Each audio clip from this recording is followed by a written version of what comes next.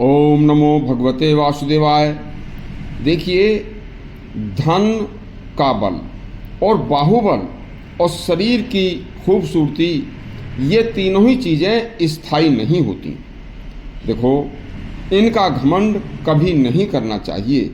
एक अति शिक्षाप्रद और बहुत ही अच्छा उपदेश है।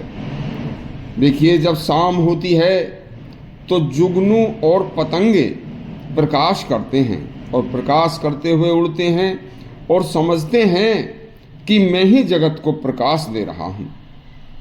लेकिन कुछ देर के बाद ही आकाश में तारे निकल आते हैं और जैसे ही तारे निकलते हैं तो तारों के प्रकाश के सामने जुगनू का, पतंगों का जो प्रकाश है वह नष्ट हो जाता है।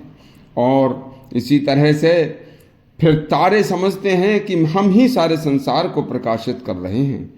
लेकिन कुछ देर के बाद चंद्रमा निकल आता है।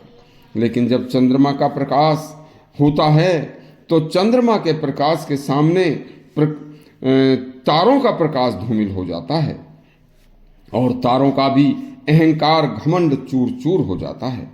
लेकिन तब चंद्रमा सोचता है कि मेरे ही प्रकाश से समस्त संसार प्रकाशित हो रहा है और समस्त संसार प्रकाशित होकर हंस रहा है। मैं ही सारे संसार को प्रकाश दे रहा हूँ। तो कुछ समय के बाद ही अरुणोदय होता है, सूर्य निकलता है और सूर्य के प्रकाश के सामने चंद्रमा का प्रकाश एकदम नष्ट हो जाता है और कुछ देर बाद ही चंद्रमा भी आकाश में प्रकाशहीन होकर अदृश्य हो जाता है।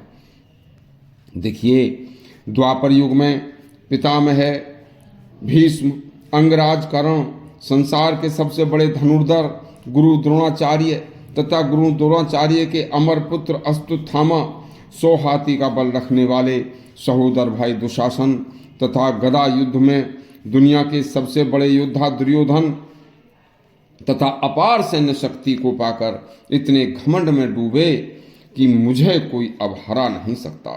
संसार में मुझसे ज़्यादा कोई शक्तिशाली नहीं है। और बस अपने इसी घमंड के कारण वह महाभारत का युद्ध छेड़ बैठा।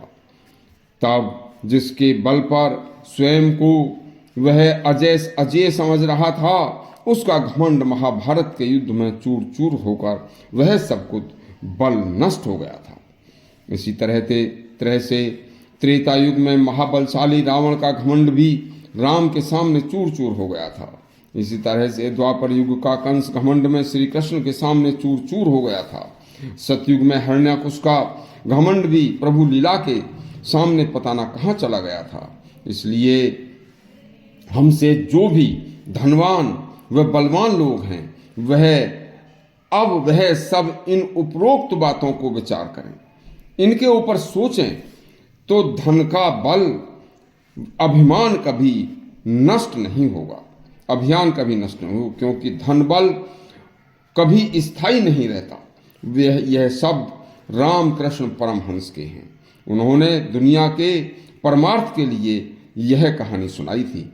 यदि आपको यह हमारी कहानी अच्छी लगी हो तो हमारे चैनल को सब्सक्राइब करें तथा बेल आइकन जरूर दबाएं। धन्यवाद।